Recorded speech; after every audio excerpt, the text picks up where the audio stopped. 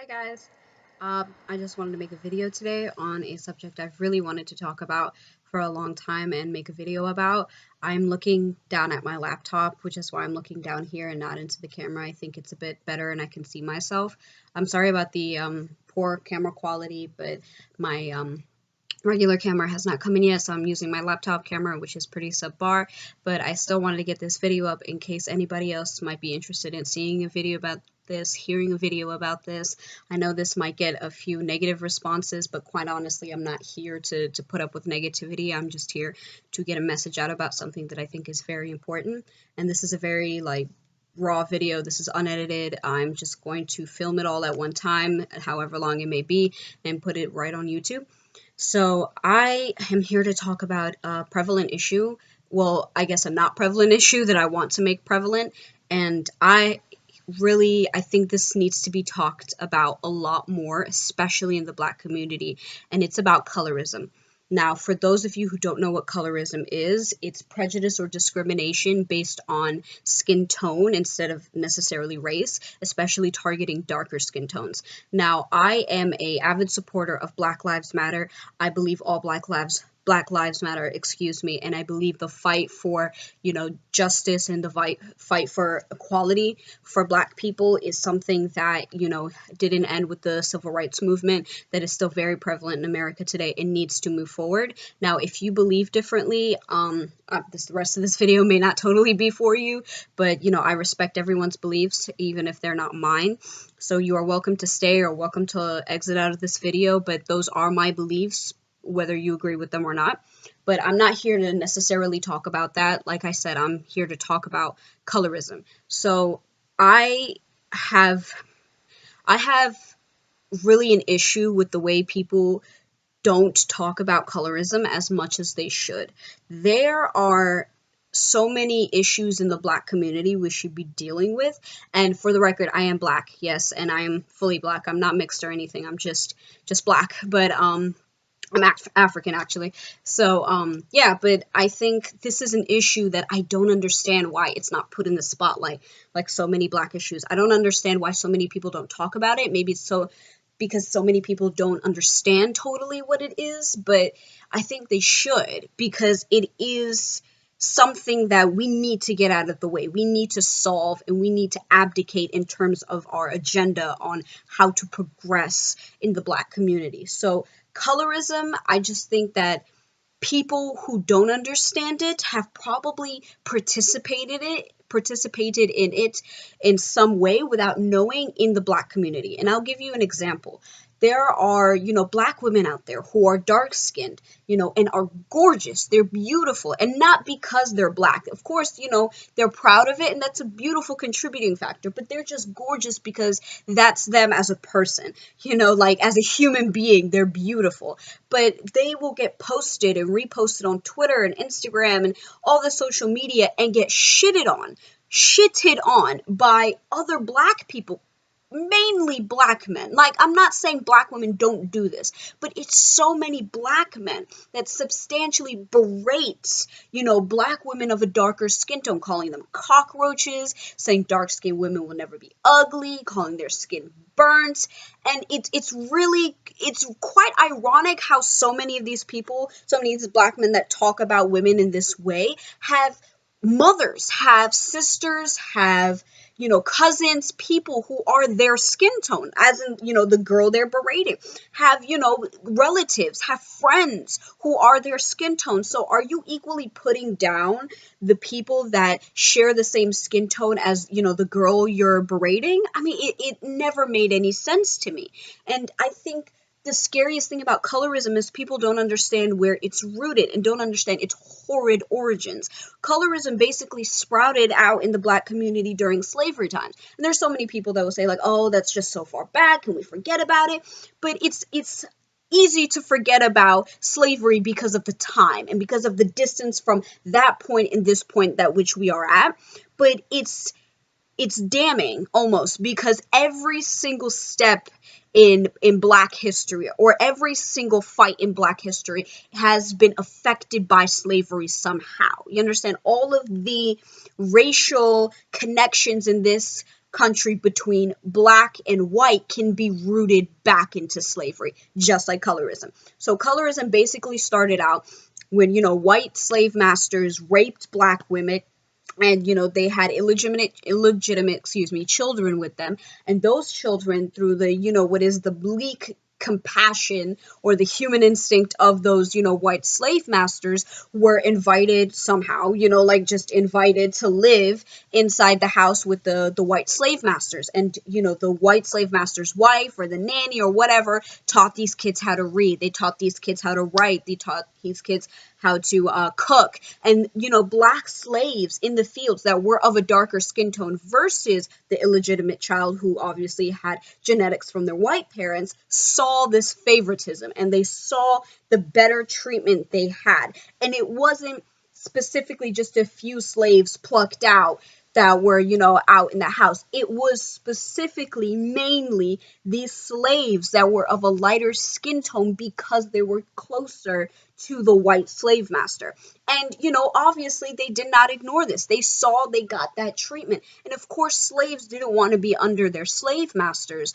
But at that point, as a slave, you have to come to terms with the point that you are probably going to die a slave, and you are probably never going to escape this hellful hole from which you were probably born into. And so, they wanted to do anything to improve by any way their already horrible circumstances. You know what I mean? And so they saw, obviously, that the whiter slaves had improved their circumstances because, obviously they were closer to the white man and they were treated better. And so from then on, they were viewed as better, as more important, as more beautiful, as more educated, as more classy, because they were closer to the white man. And that has proved, true in all of history. You know what I mean? They don't really teach about that when they teach about the civil rights movement. They teach about all black people coming in unison and fighting against racism, which was obviously great, but they don't really talk about how even still black girls back then who were lighter weren't viewed as coons or jigaboos as much as darker skinned black women. And it's not, just a one-sided thing. This doesn't only happen with black women, but I see it so substantially happen to black women, and it's disheartening because women already live in a society that is dominated by men. The power structures under which we live, the judicial structures under which we live, the social structures under which we live are dominated by men because the world for ages upon ages has been a patriarchy. And so, all the rules that are set in place are to appease men. And so to be black and to be a woman, it's like you're kind of getting shitted on both ways here. You know what I mean? And you would think people who are over here, hooting and hollering, Black Lives Matter, would recognize this. But you could be shouting Black Lives Matter when it comes to black versus white, but not even all the black lives in your life matter. You understand? It's like the girl whose light skin is better, is more important to you, is more valuable to you than the girl whose dark skin, by which they came through to their circumstances with no hand of their own. They happen to be born into a certain family or of a certain ancestral line to which it made them darker and made one person lighter. I mean, it has nothing to do with their character. I understand if, one person was ignorant and one person, wasn't, that you can kind of separate the differences there, but one person's skin tone should not matter. It's not just about race. One person's skin tone should not be a factor into how valuable they are. And I know, when I talk about this, I hear opinions like, the typical BS of which, maybe if you stopped killing each other, other people would stop killing you, or maybe if you all respected each other in the black community, other races would respect you. And I hear that all the time with colorism when I talk to people about it. It's like, maybe if you viewed each other as, one, and, you viewed each other with love, other races would view you as love. And basically why that theory is BS is because I'm not asking you to treat me equally as a human being because I'm black. I'm asking you to treat me equally as a human being because I'm a human being. You understand that? It's the other race, the oppressive race that's kind of injecting the race card into it. Because if I'm successful, if I'm, educated, if I'm person who has achievements, I don't inject my race into what I do. It doesn't make me up as a person in terms of things that I've done. You understand? It's like I can be proud of it, and I can be proud, of being an example for other people in my community, but the whites or the oppressive force are injecting race into it, saying you're not as valuable or you're not as classy or you can't be as educated because you're black or because you look a certain way. You understand? And so I want to be not shot in the street. I don't want to be profiled. I don't want to be denied a job. I don't want to be denied help or an education because of my skin color. I want that right of you don't kill me or you love me or you show me the same treatment as you show everybody else because I'm a human being. So anybody who's saying, oh, well, maybe if black people respected each other a little bit more, white people would respect them more or other races respect them more can really honestly have a fucking seat. Like you can have a whole damn bench because that theory is absolutely moot. But I think as a community, the black community has to simultaneously progress to equality, both with racism and colorism. I don't think colorism can be abdicated anymore because it's honestly an issue that if we win the race wars, metaphorically speaking, is still going to be an anchor that pulls us down. It makes us look like we're not united, and we need to be united because there is a whole force out there which controls the judicial system, controls the policing system, controls social constructs, controls educational, healthcare constructs, everything you can think of that is oppressing us, and that is a certain community, is a certain race, and we need to fight that together in unison, and we can't do that if we are divided amongst ourselves. If, the man over here shouting, don't kill my brothers in the street, isn't he over here defending his sisters from other people who are bigoted and racist and, calling them coons and calling them burnt and cockroaches because of their skin color, then Black Lives Matter doesn't mean anything to you. You understand? I don't want to hear Black Lives Matter from anybody who participates in colorism and participates in the act of prejudice and discrimination against people of a darker skin tone. You understand? And I can come from a certain viewpoint, from a certain perspective, because there are darker skinned black women who talk about this. You know what I mean? But I'm not a darker skinned black woman. I understand privilege in the black community. White people, some of them, don't understand white privilege and don't understand why they get off or why they have a pass in a lot of situations versus black people. But in the black community, I understand privilege, okay, because I'm a light-skinned woman. I have white features, so to speak. I have white hair, so to speak. You know what I mean? And so for me, it's not... I don't want to say it's not hard, but it's not as challenging to exist in the black community as much as, dark-skinned black women. I wasn't ridiculed for my hairstyles as a kid. I wasn't ridiculed for my skin color. I wasn't ridiculed for my past and, the activities of the community around me. I wasn't profiled in that way. Mainly because a lot of people weren't able to tell that I was black, but also because people recognize that because of my skin tone, I seem more valuable to others. And let me tell you something. If you are a light-skinned woman or man that actively participates in colorism, you are probably 100 times worse than a dark-skinned man who participates in colorism. And the reason why is because you have to understand where colorism comes from and why you're more important. You understand? And you have to understand the impact of being, shitted on and being bullied by these other women and men that happen to have a darker skin tone than you. And if you are really, as a black person, as a person whose history, whose culture, whose people are rooted in oppression, use your skin tone to bully other people in your own community? What makes you better than white racists? Honestly, though, how could you stand around here saying, fuck Donald Trump, fuck all of these racist white Republicans and these racist demagogues and they're hurting the black community when it's really honestly you're part of the problem.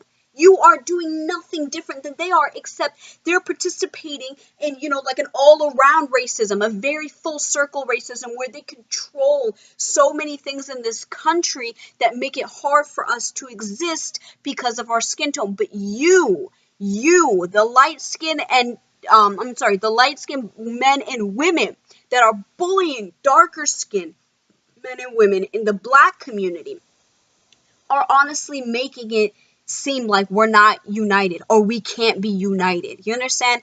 A house divided falls always, and we cannot march toward a goal where we are all united and we achieve racial equality, equity in this country if we still have people on our side fighting against each other. And I think honestly, if you see that in your community, call it out, because as a bystander, you're just as bad as the person committing the crime. If I ever see anybody, talking badly about my cousins who are much darker than me, they are like a Nia Long, a Gabrielle Union skin tone, and they are my blood cousins, And so if I ever see anybody try to say anything to them about it, I'm going to speak out. I'm going to say something, because I don't stand for that bullshit. And it's not only because they're my family, but it's also because I understand in my conscience as a human being to disrespect somebody like that is fundamentally wrong. So if you see your sister, your brother, your mom, whoever, if you see them on social media or in person being shitted on, being bullied, being berated and ostracized because of their skin tone, you need to say something. And it has nothing to do with your skin tone. If you are a light-skinned person, that's great. You are recognizing your privilege and you are standing out against it. If you are a dark-skinned person, thank you for being united with another darker-skinned person and drawing us closer to unison in the Black community. That is what we need. You understand? We can really achieve incredible goals in this generation. We have the power, we have the strength, we have the education, we have the intelligence to do amazing things in this generation, but we need to be united as a community. We need to be, all behind one central goal with one central path that we're going to take. And basically, I just want to end this video because it's nearing 20 minutes. Just telling you that I'm so sick and tired of this issue, and I just find it, as a person who is on the other side of these men and women that are being bullied, I can't say I feel empathy for you, because I don't know exactly what it's like to be in your shoes. But I not only feel sympathy for you, I'm willing to fight for you, because I don't understand people who can talk about white on black crime and turn around and, be so dormant about black on black hate. You understand? You can't march out against an oppressive force that is outside your community when you are not addressing the oppressive force in your community, especially if you are part of that oppressive force. And it's, there's a lot of introspective details and a lot of introspective issues we need to work out in the Black community, and colorism needs to be one of them. It needs to be so prevalent. People have to understand first what it is. A lot of people don't even know what it is. And, they have to understand what it is. They have to be educated as to where it comes from and why it hurts people. Because baseline, it has the same roots as racism. And any person, if you ask them as a minority, they hate, they are tired, they are fatigued with racism. They don't want to be stereotyped, and they don't want, racism embedded in a country that they are trying to survive in. But yet they are so willing to bash and berate people of their own culture, who are dealing with the same discrimination that the whole community is dealing with on a daily basis. And I think it really needs to be talked about. I challenge everybody to talk about this, to educate yourselves, to educate other people, and really listen to what other people have to say about their issues on this, because a lot of people who have faced colorism don't talk about it. And I challenge you to take a stand through this. And anybody who has, something to say about, the the prevalence of colorism or thinks it doesn't exist in the black community or in any other race, you're probably a bigot. Sorry.